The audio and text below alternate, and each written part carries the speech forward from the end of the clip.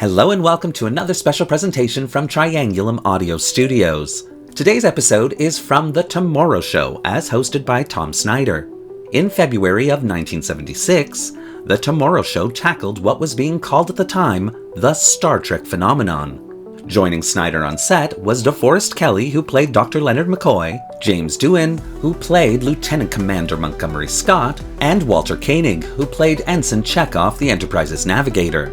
Later in the show, writer and constant pain in Star Trek's side, Harlan Ellison, would also join, as well as a Star Trek fan named Al Schuster. Gene Roddenberry was invited to take part, but was unable to attend due to illness, which seemed to have given Harlan Ellison carte blanche to put down Star Trek.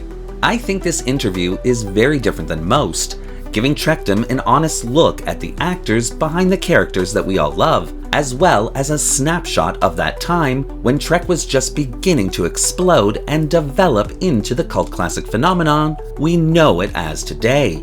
It's apparent as you watch this episode that Tom Snyder himself hadn't watched much Star Trek at all, but he does try his best to get to the root of why Star Trek is important to us all, and also keeping everyone from kicking Harlan Ellison's.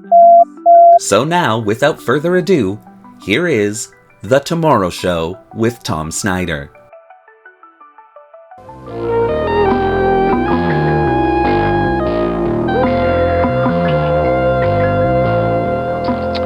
Let me introduce to you now three members of the original Star Trek as it appeared on television here on NBC, starting with Mr. DeForest Kelley, who I'm certain you'll recognize as Dr. Bones McCoy. He played the part of Bones McCoy in Star Trek. As such, he was one of the leading characters in this series. He remains today as one of the leading figures among what are called the Trekkies. These are the people that follow the cult of Star Trek. Mr. James Doohan, who was Scotty. Now, here was the man who was the Lieutenant Commander? Chief Engineer. Chief Engineer. The other night I said the pilot, which was wrong. The man, I was corrected, believe me, by a lot of people. The Chief Engineer on board the Starship Enterprise, and this man was responsible for making certain that the Enterprise could hit the speed of light times 400 or some such figure. That's about it when you get right down to warp 5 or 6. But you have to explain all these warps to me as we go along. And Mr. Walter Koenig, who was known on the series as Chekhov, he was the last member of the cast to be added. He appeared in the series for 2 years, 1967, 1968. Presently, he is a writer. He directs plays and teaches dramatics at the University of California in Los Angeles, UCLA. DeForest, James, and Mr. Koenig, Walter, welcome here. And I didn't say, but I will now, that Gene Roddenberry, who was the creator of Star Trek, had planned to be here tonight, but Gene's got a little case of the flu, and he's at home out in Los Angeles, and I wish he were here. He would like to be here, and I wanted to ask him, as I'll ask all of you, how did this thing get started? You're speaking of the fan cult? Not the fan cult.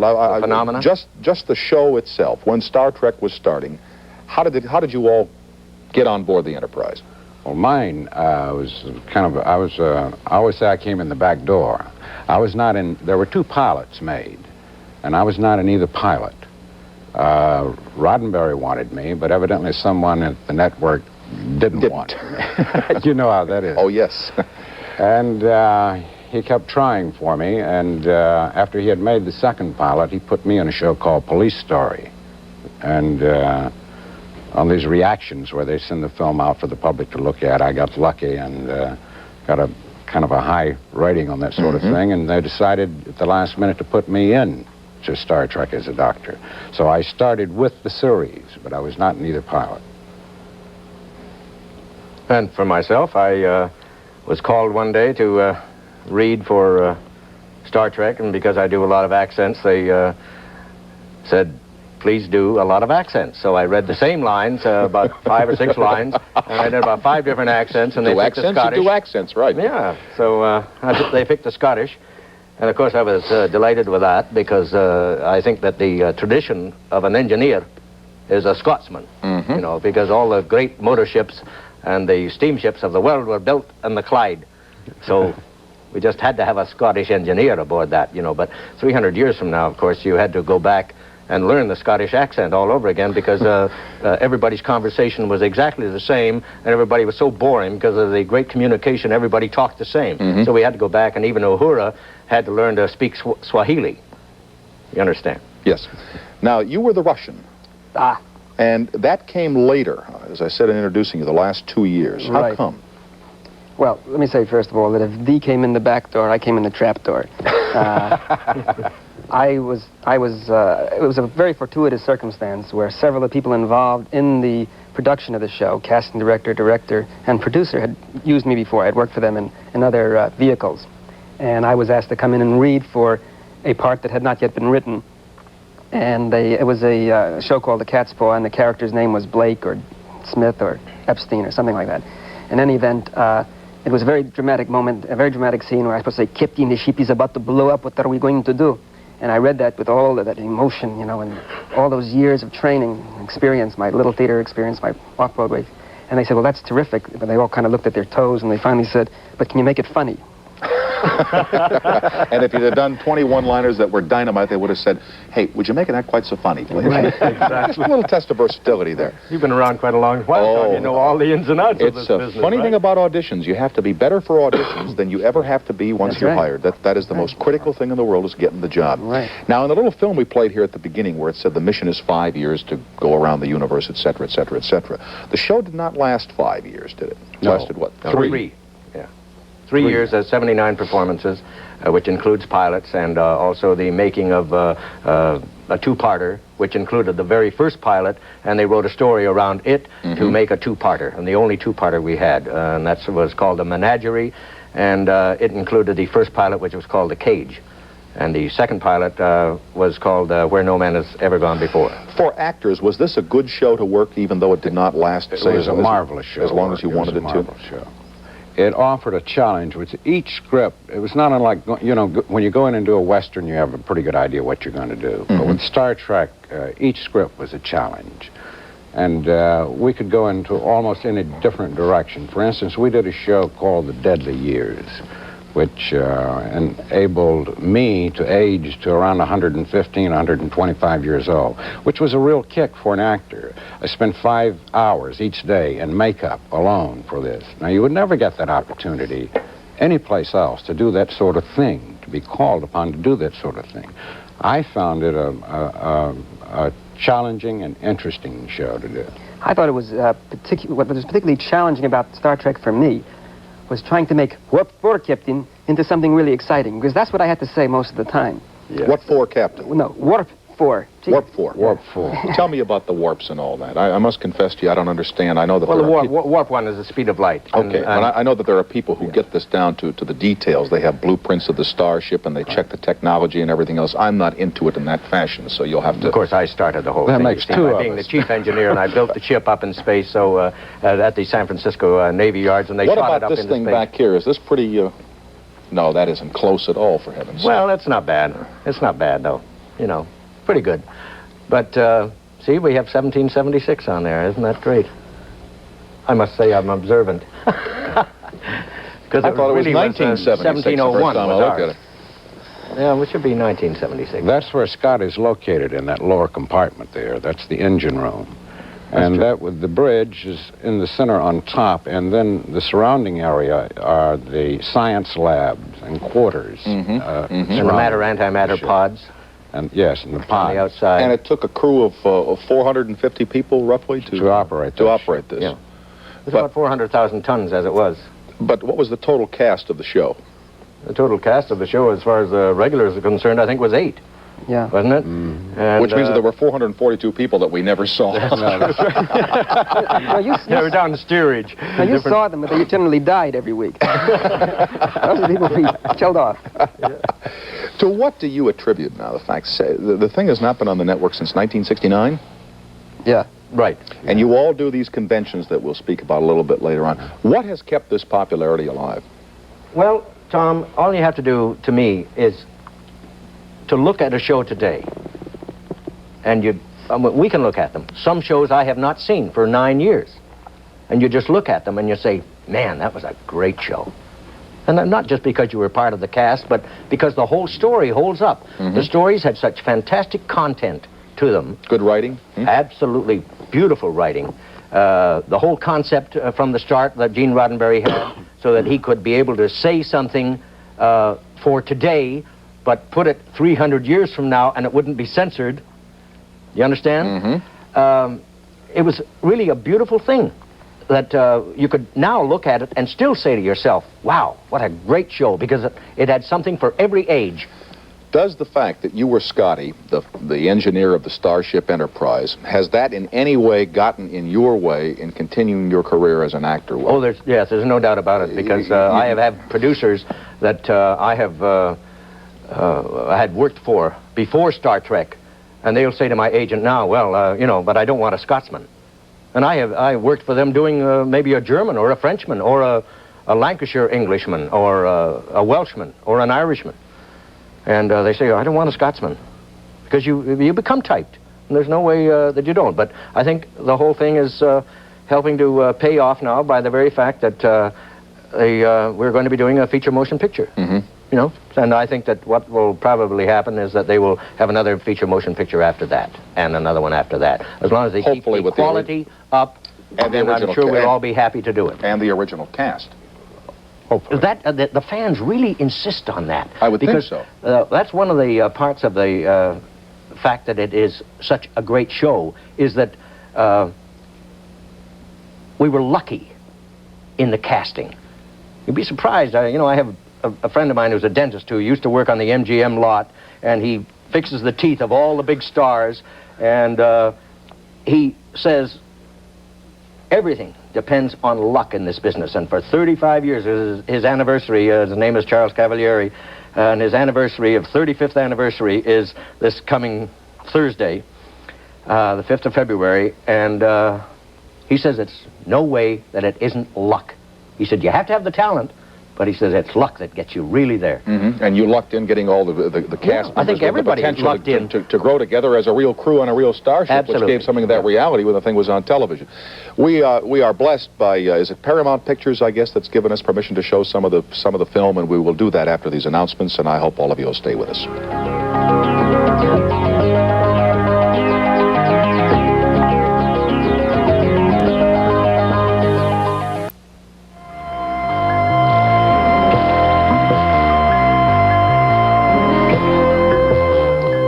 John just said one of the questions they're asked a lot is, how come there weren't any bathrooms on the Starship Enterprise? Because they have the blueprints. Give the answers. You want me to answer that? Oh, well, nobody ever goes to the bathroom on television. In any show that's ever been done, nobody ever goes to the bathroom. This is not done. On the Spaceship Enterprise, it was very easy because we did have phasers. And then you set them on disintegrate. Yes. Aim carefully. And and aim carefully. And we only had a few losses of personnel in training camp. That's the way it's done. We aim to please, so please aim. Now, again, thanks to Paramount Pictures for helping us out. We have a portion of an episode called The Omega Glory, which ran during the second season, I believe, here on NBC. And here is how it was and how it still is.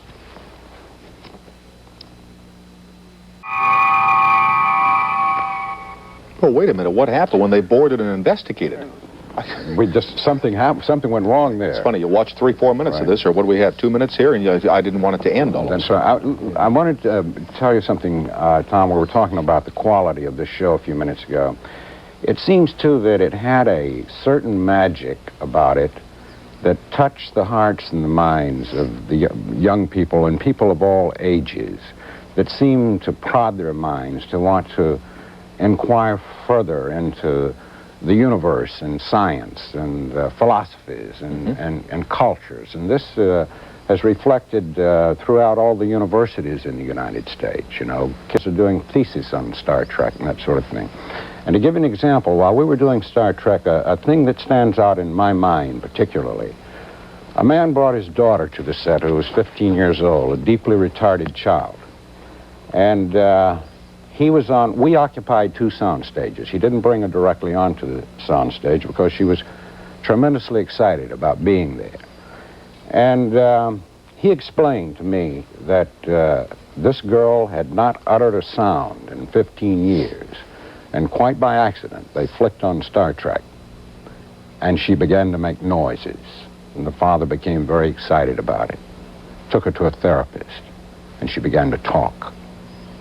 So now, whatever it was that touched this child's mind is a very satisfying and worthwhile feeling, and our mail reflects that in in all categories. People on the verge of suicide, I've received mail that have looked at this show, and their whole attitude about life seems to have changed. Have any of you found that the overriding philosophies as expressed by the writing and the craftsmanship in Star Trek itself has become a great part of your own personal philosophy of life?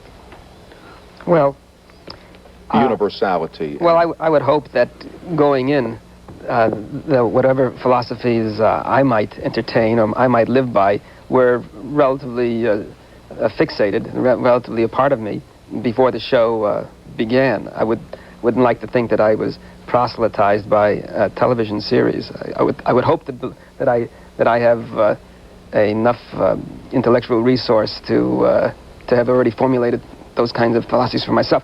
I must say they are compatible with what I believe, very, very much so. But did this show touch you in any way other than professionally? I'll tell you how it touched me, and I think this is kind of insightful, if you'll bear with me a minute.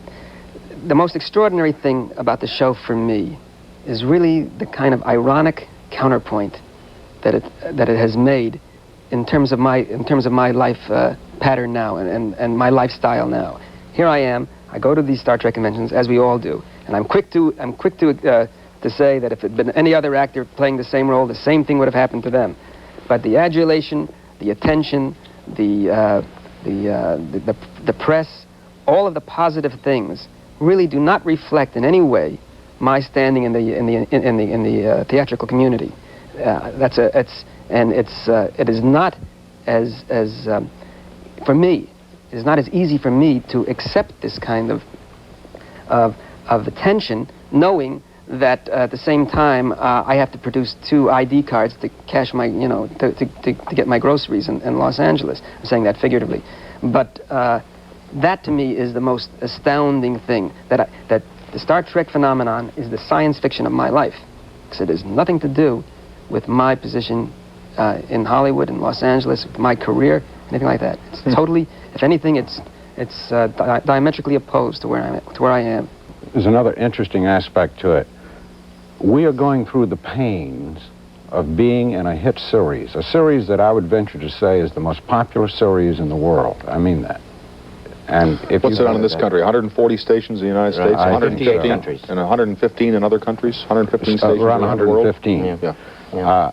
The mail comes from all over. Germany, England, it's the same there. It's just as hot and getting hotter all the time. It seems to be seething and multiplying.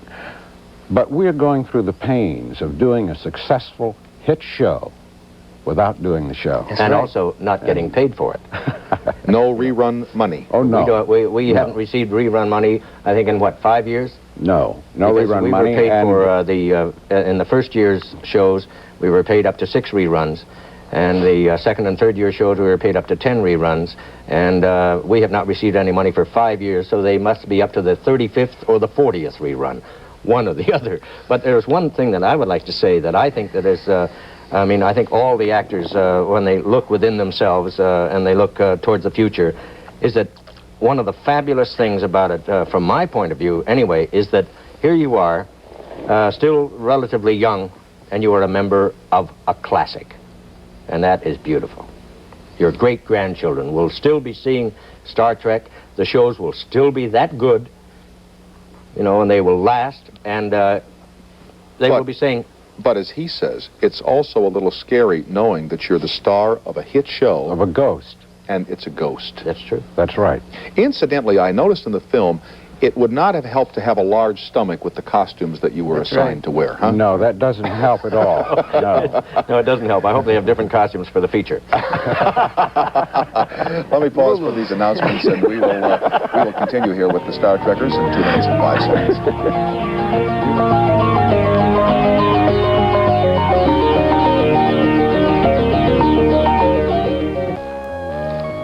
Thank you, Bill Wendell.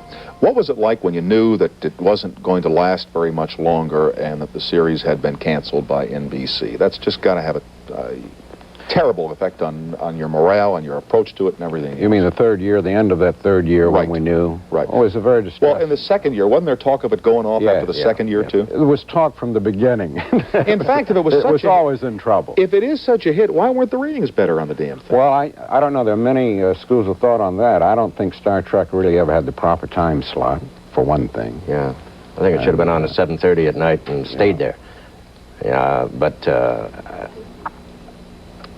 well, you better slip off. But it was a very distressing thought, you know, because we knew that we were, when they put us in that 10 o'clock Friday night slot, we knew that was a graveyard slot, and we knew it was on its way out, and we felt all along that we were doing something rather special, that this was a show that should not go off the air, again reflected by our mail, because we were very low in the ratings, but we were breaking every fan mail record in the history of NBC.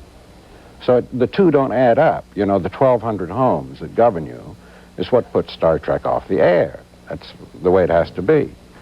But we were breaking all kinds of fan mail records. Yes. I was told that we were very big in the 30 cities rating, but not in the nationwide. Yeah. In the nationals, I'd like to suggest something terribly sacrilegious. I believe that, and I'm not privy to any special information, but I believe that the ratings probably did reflect accurately our popularity in terms of the network audience. I think that our followers were passionate, vociferous, and militant, and they were ambulatory. They were ready to go out and picket. They were ready to do anything they could. I think it represented a minority of the viewing public below which you can keep a show on the air. However, and that's the big thing, and that's why I feel safe in saying that. I happen to believe it, but I feel safe in saying it. I think in syndication, we now have the numbers that we would have needed to stay on the air at that time, because we've gone beyond the metropolitan kind of climate. People all over the country are watching the show. The Great Breadbasket, the Bible Belt. You know, science fiction, something that I wasn't particularly familiar with before or was aware of, but science fiction is considered anti-religious, or has been. But with the continual repeating of the shows over and over again, we have picked up an audience all through the country that is diversified, that is not simply children, that is not simply college students, it is really the entire scope of this country. What you're really saying, Walter, is that when a local station has that program in its vault, it can schedule it at the time it feels it will reach the most responsive audience to it, instead of simply taking it down the line from the television network when the gods of power in New York decide it's going to be on. Right. But also, you know, when Walter talks about the Bible Belt, just about every Star Trek show was a great morality play. Also, you know, there were beautiful things said on there, and there was lovely truths that were stated, and everyone worked together in a loving way.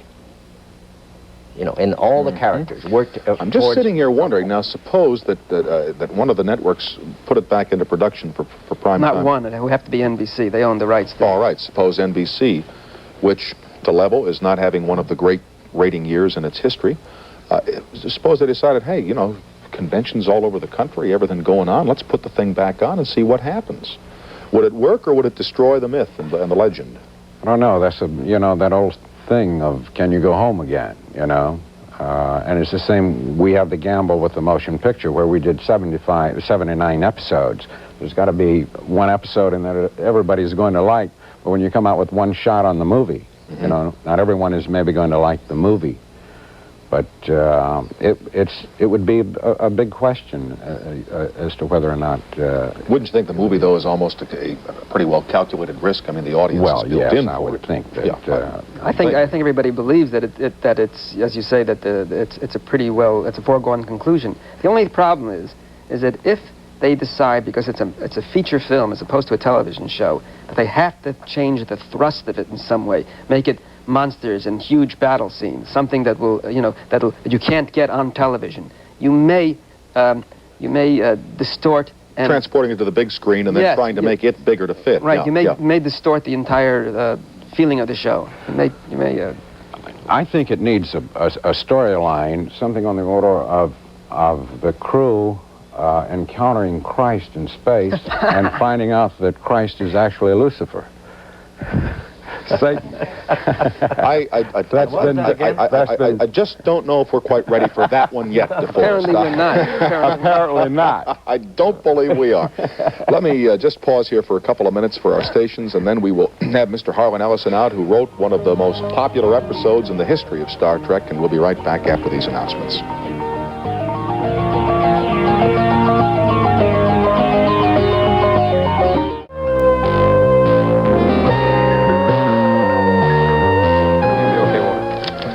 Joining us now, Mr. Harlan Ellison, who is no stranger to this audience. Mr. Ellison was on our all-night program. We did a show on science fiction writing with Harlan and Gene Roddenberry and others, including Ray Bradbury, out in Los Angeles a little over a year ago.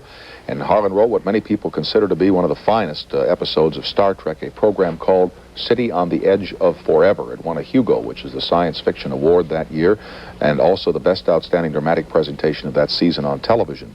Joining us also Al Schuster, who has been producing Star Trek conventions around the country ever since the Star Trek phenomenon resurfaced.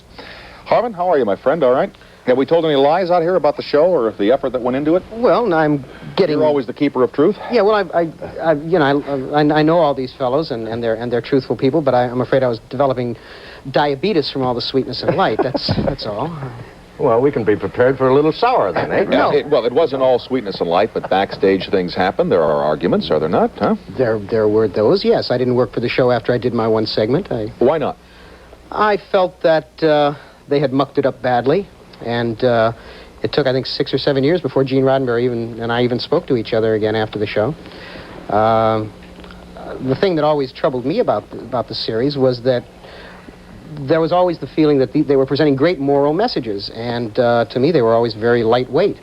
And anytime you tried to really deal with what Faulkner called the human heart in conflict with itself, either the network or the production people said, no, our characters wouldn't act that way. In other words, they always had to be heroes. It's amazing how they know how characters would act. They know how hair should look, how ties should be tied, how teeth should be fixed. They know all those things in the offices. It's amazing. The thing that really amazes me is what you call the Star Trek phenomena. I did a convention here in town just a week or so ago, and 30,000 people were there, riots. Somebody hit Shatner with a pie. Pie kill. Yeah, somebody hired pie kill. Did you know about that? Yes, I walked out on stage shortly after it happened.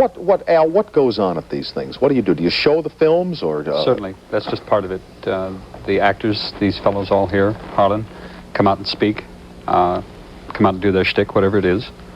There are several other aspects to the convention. There's a large dealer's room. All sorts of things are sold. This medallion, tribbles. Like yeah, those. What are these? Tell what these are. I don't remember. Hairballs. Yes. Fuzzballs. They're very similar, very akin to the pet rocks that are floating around now. There's a big fad. But tribbles were the creation of one episode of Star Trek. And David Gerrold, who created it. David Gerrold, obviously. The man who wrote it. Tribbles actually gave birth to the pet rocks. There are several tribbles in existence that have been known to give birth to a... help me out, will you please? Come on. You got yourself... Pet rock is a tribble with hardening of the arteries. Thank you. We didn't understand that. Now, when you fellas come out at the convention, do you make a talk or do you have set routines? Like, what do you do? Come out, we make a talk, and then we go into a question and answer thing. That seems to be what they want to do. They want to talk to you. They want to communicate and ask you questions about yourself, about the show, experiences on show, that sort of thing. What do you think would happen if it came back on primetime? I think it would do very nicely indeed. You look at what is it, Space 1999, that's in syndication? They're going for a second year now. And it's a Lox, and it's doing well enough. Clearly, the public is ready for science fiction. They want something good. Well, I'm sorry. What am I going to do? Am I going to lie to you? If you bring me on, you know I'll tell you the truth. I know you'll tell me the truth, but is it highly possible, in the truth as you perceive it, sir, that television is simply not equipped to deal with what you want to put on a 19-inch diagonal tube? No, the truth of the matter is that television is the best medium that has ever been devised, including the print medium, for dealing with fantasy. The problem lies in the fact that the moguls, none of whom are creators, they're all you know, failed agents or failed CPAs or failed, you know, whatever they are. Ex-booth announcers, massage parlor guys. Who the hell knows what they do for a living when they're not, you know, messing our lives up? They don't understand. What you used to do, WIOX-TV, Lansing. Right. Hey, great, couldn't do it. Now I'm in here planning your life for you. Yeah. They see machinery. They see machinery, and they think that's what science fiction is, and it isn't. It's people, and it's the effect of the future on people. They cannot get it through their heads. This year, all three of the major networks are looking, in quotes, for a science fiction project. And when one is offered to them, they say, well, no, we don't understand that. I don't explain it to you. And I had a meeting. If you have to do that, you're lost. Oh, yeah, the instant you explain it. Yeah, right. It's like telling them the plot of Moby Dick. Well, it's a nut chasing a big fish, right? Listen, I'm about to talk myself out of a job. I mean, the Star Trek movie, right? There have been 967 writers called in on this project. Last word, there was no script. They got a director, they got a start date, no script. I think they're going to stand there and whistle. Who knows? Roddenberry called me in. He says, you know, he was really desperate to call me in. And he said, let's try. Like you said, you're about to blow a job, huh? Right? No, Gene knows what I'm going to say. Gene's cool. We came in and we thought up an idea.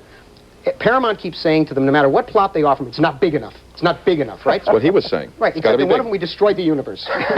We thought that was big enough. No, it wasn't big enough. So... It's like on the news, world ends, details at 10. You know? How about if we go into space and find Jim Audrey and find out he's God, right? So, anyhow, I have a meeting with a guy from Paramount, the guy who's the liaison. He's the interface between the great powers on the You know why I held you till after 1:30? You know, a few people go to bed, like Jim Aubrey might be gone now. You know, I don't want you to lose it all when you're out here. Listen, I must have a suicide complex. I wouldn't be in Hollywood to begin with. We come in we get a story. It's a super duper story. Gene and I work it out, and it's all solid. So in comes this tum-tum from the head office, and he's gonna listen to it. We explain the whole thing to him. It's complex, but it's fascinating. It goes back to the dawn of time and a parallel species that grew up with humankind and so on and the whole thing. When you get all done, he sits there and he goes, He says, well, you know, I was reading Von Daniken, and, you know, the Mayan calendar is the same as our calendar. Why don't you put in some Mayans? We said, Mayans? He says, yeah, why don't you put in the Mayans? That's terrific. And Gene and I kind of look at each other like, we tried to explain to him there were no Mayans at the dawn of time. He didn't understand that. So he said, well, I'll tell it to... Stummy, whatever his name was up in the tower, and that was that. So and we'll get back to you. Yeah, and they never do. Yeah. Oh, no. Yeah. Listen, we're going to have to fire you. Oh, yeah? When am I through? Well, we'll get back to you. It's like the Red Queen's race. You got to run as fast as you can to stay in the same place. What was your first convention like? Was it a smash? Certainly. The very first one? Yes, surprisingly so. We anticipated probably 400 or 500 people would show up. Almost 3,000 showed up. Statler Hilton Hotel in 71. I'm sorry, 72, January 9th. And how many of these do you run a year? Well, in the past I was only running one, but in the last few months I've put on 3 conventions. One in August in Philadelphia, one over January 1st weekend in Washington, D.C., where incidentally I had a transporter mechanism brought in. It's the first time it's ever been shown at a Star Trek convention. It worked very similar to the transporter effect shown on television.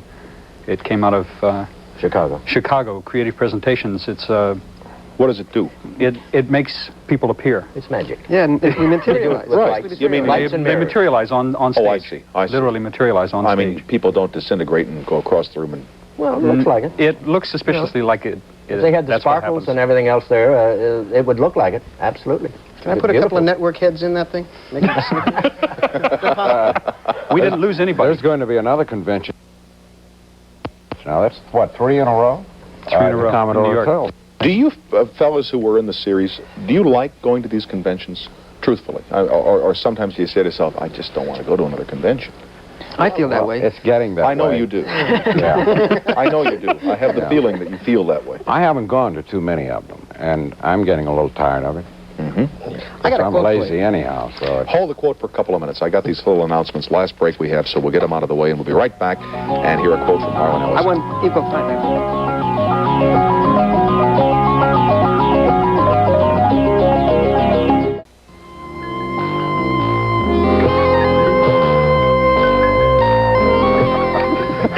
Wait till tonight. Yeah, let's not go into that. No, I should never mention that. No, of course not. Of course not. No. You know, why louse up a recip, you know what I mean? No, I'm cool. Okay, now here's the quote.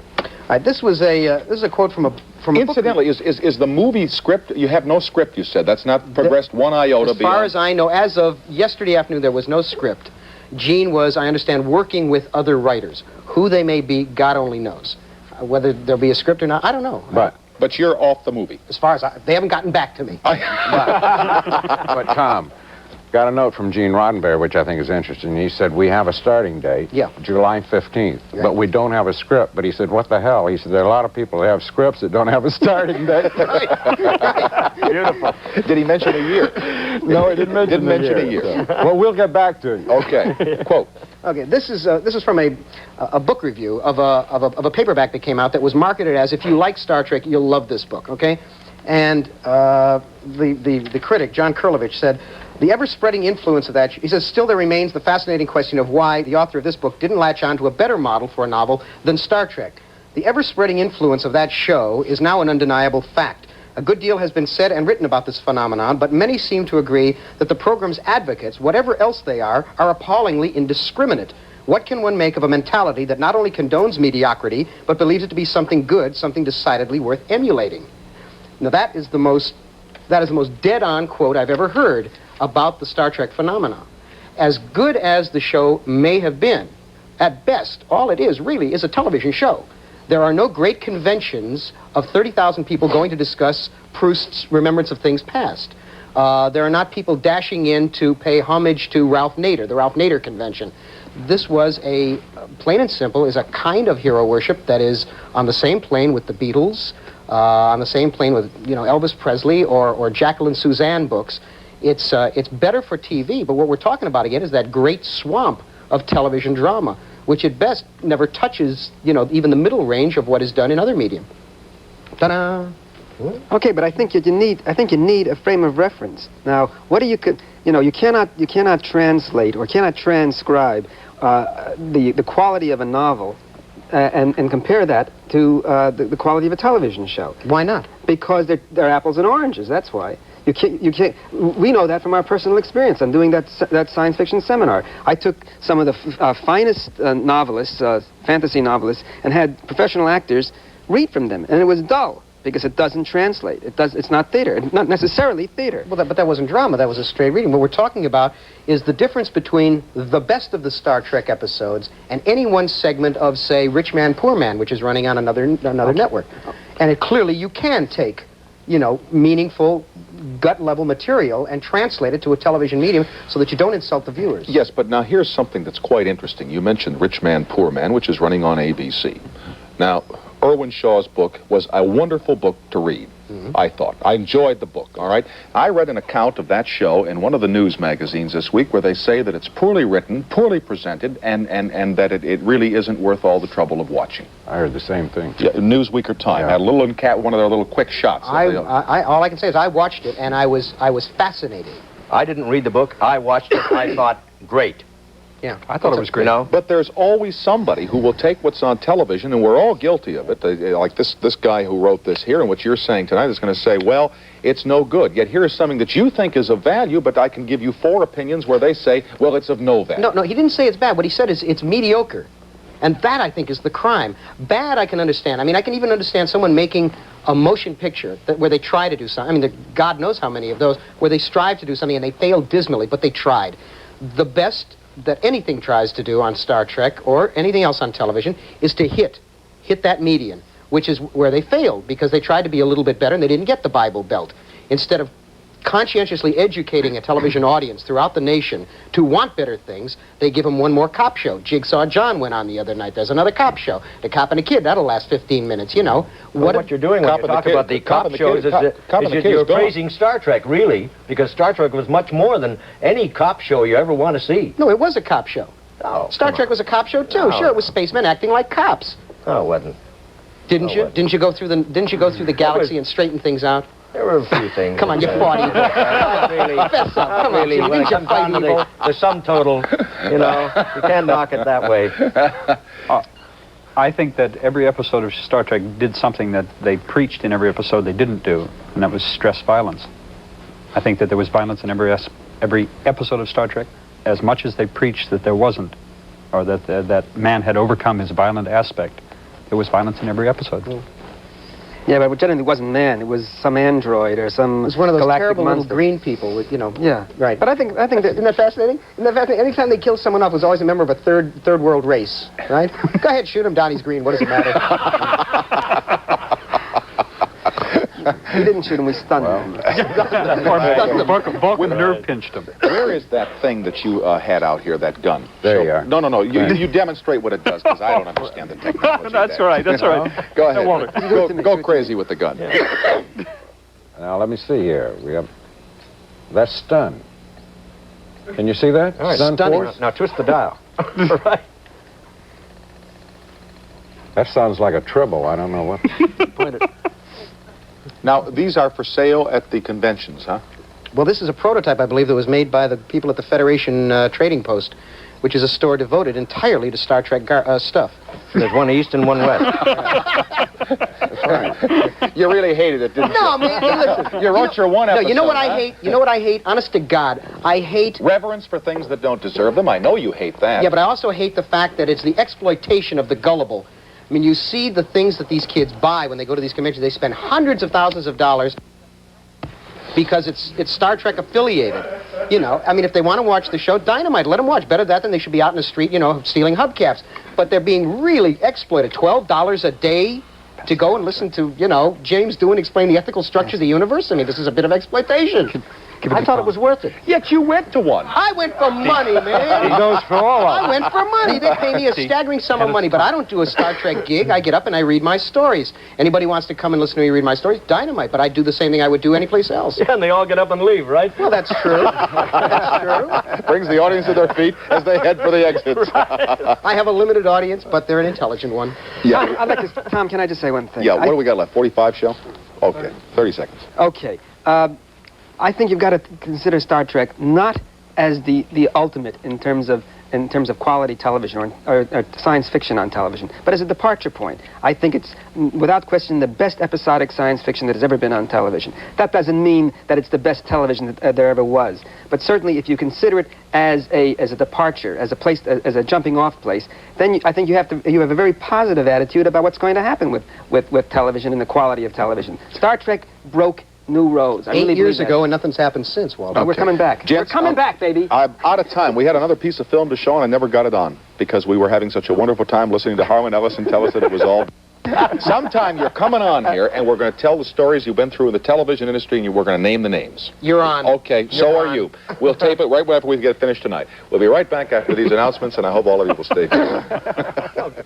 And that concludes our Star Trek look back to the 4th of February, 1976 this year, and also concludes the encore presentations, the reruns that we've been putting on during our vacation time.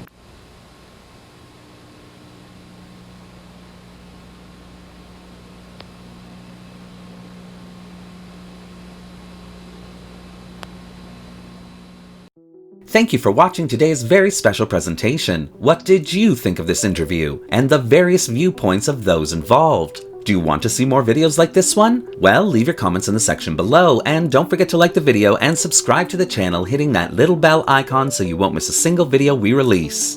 Want to help the channel continue to present these wonderful treasures?